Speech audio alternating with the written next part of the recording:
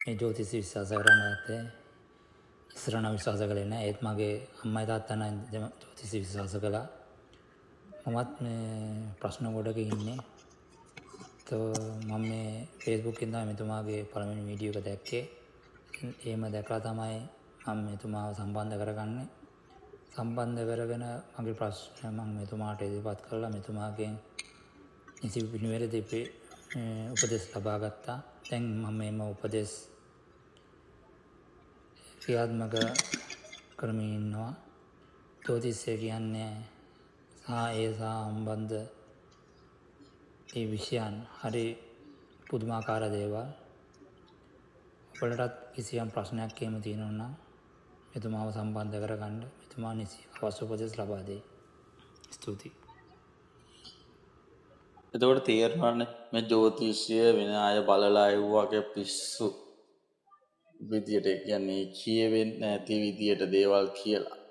මේ විකාරයක් කරපින් තමයි මේ ජ්‍යොතිෂය පිළිබඳ තියෙන අර විශ්වාසය කැඩිලා තියෙන්නේ. එතකොට බලන කෙනා හරියට බලන්න. මෙහෙන් ඉගෙන ගත්තාම තමයි ප්‍රශ්නේ. එතකොට මේ গুপ্ত ශාස්ත්‍රයේ පෙනෙන එක පැත්තක්. গুপ্ত ශාස්ත්‍ර නොපෙනෙන පැත්තක් තියෙනවා. එතකොට යම් දෝෂාන්ධකාර මරිච්ච අයගේ බලවේග භූනියම් ප්‍රශ්න යම් ගැටලු මිනිස්සු අතර තියෙනවා. එතකොට තව පස්සේ තමා විශ්වාස කරන්න බැරිම මනුස්සයා තමයි මනුස්සයා. තමන් උදව් පදව් කරපු මිනිස්සුම තමා තමන්ට හරහට ඉන්නේ දවසක. කියන්නේ තමා ගැන සියල්ල දකින්නේ යා. ඒ හින්දා තමන් දන්න දෙයක් තව ළඟ ඉන්න කෙනාට වැඩි කියන්න යන්න එපා. දවසක ඔහු සතුරු වුණොත් තමන්ට විරුද්ධව වැඩ කරනවා. පිට සතුරුව හැදෙන්නේ තමන් ළඟ ඉන්න මිනිස්සු තමා සතුරු භාවය හැදෙන්නෙත් නිර්මාණය වෙන්නෙත් එක මතක තියාගන්න. එතකොට මේ අපි බලපු හස්තේ එතකොට මෙයා ගැන බලලා කියලා මේ විස්තර ඉදිරිපත් කළා තමයි මේ ඔක්කොම කියන්නේ. එතකොට මෙයා ගැන මේ හස්තේ බලපු දේවල් එතකොට නිකන් කියන්නේ නෑනේ. එතකොට මෙයාට උපදෙස් දුන්නා ඒ විදිහට වැඩ කරොත් මෙයාට තචූටි කාලෙකින් පස්සේ හොඳ වාතාවරණයක් හොඳ පසුබිමක් ගොඩනගෙනවා. එතකොට රට හිටියා කියලා ගොඩක් අය සැප විඳින්නේ නැහැ. ඇත්තට හරි දුක්බර ජීවිතයක් ගෙවන අයත් ඉන්නවා.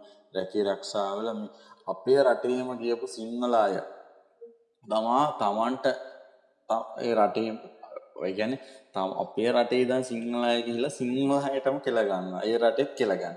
ඒක ඔය මගේ වචනේ කිව්වොත් එහෙමද? අපි මේ ශේෂ්ඨ ජ්‍යොතිෂය කරන ජ්‍යොතිෂයම කරන මිනිස්සු තමයි අපිට ගහන්නේ. එක්කෝ යම් ගුප්ත ශාස්ත්‍ර කරන මිනිස්සු.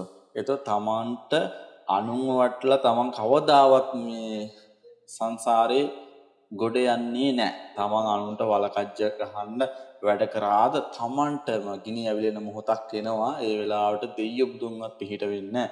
ඒකෙන්ද අනුන්ට වල කපන්න එපා. තමන්ගේ ජීවිතේ තමන් තනියම යන්න. අනුන් දියුණු වෙනවා දැක්කම සතුටු වෙන්න. එතකොට ඇත්තට මට මේ විෂය එනකොට මට එක තැනකින් තමයි සුබ වැතුවේ. ඒ තමයි හිරුෂ හස්තරේඛා කරන කෙනා විතරයි සුබ බදලා තියෙන්නේ. ඇත්තටම මං ජීවිතේටවත් කතා බහවත් කළා නෑ. එයා සුබ පතලා විශ් කරලා තියෙනවා. එයා ජ්‍යොතිෂය සම්බන්ධව කරන්න ඉතින් එයාට සුබ අනාගතයක් මං දැකපු නිහතමානී කෙනෙක්. මං ජීවිතේවත් කතා කරලා නැත්නම් එයා සුබ බදලා තියෙන ජ්‍යොතිෂය. ජ්‍යොතිෂයෙන්ම බලපු අය ඇවිත් තමයි අපි බලන්නේ කොහොමද කින්ද මන්ද කියලා බලලා යන්නේ. ඉතින් එහෙම ගැටලුවක් නැහැ ඉතින්. මං කියන්නේ මෙහෙම මේ මිනිස්සු අමාරු වැටිලා ජ්‍යොතිෂය බලන්න එන්නේ. එතකොට තමන්ට තේරෙන්නේ නැත්නම් තේරෙන තැනකට හරි යොමු කරවන්න. එතන මම කරන්නේ මට විසඳන්න බැරිනම් මං තව තැනකට බලලා යොමු කරලා එහෙම ඒක මං කියන දේම එතන තියෙනවා කියලා සත්‍ය කරලා තමයි එයාව එළියට දාන්නේ. එතකොට මෙයා මේ විශ්වාස කරන්නේ නැති හිටියේ එයාගේ ඔය කට් එක තේරෙනවානේ. එතකොට එයා කොච්චර අවුරුද්දක් මෙයාට අවුරුදු 36යි. මං අන්න ඒකයි කියන්නේ මේ විෂයවල් සත්‍යය මේ ඍෂිවරු ලියපු විෂයවල් තියෙන්නේ. එතකොට වරම් පැත්ත මේ පැත්තට වෙනයි. එතන මන්ත්‍ර භූත විද්‍යාව වෙනයි. එතකොට මේ හැම ශාස්ත්‍රයක්ම දැන් අර බිස්නස් එකක් කරගෙන තියෙන්නේ. ඒකයි වෙලා තියෙන්නේ. ඉතින් හරි දැනකට හරි විදියට බලා ගන්න කියලා ඉතින් සිල් දනාටම මතක් කරනවා. අපේ සේවයේ තව සේවවල් තියෙනවා ගොඩක්.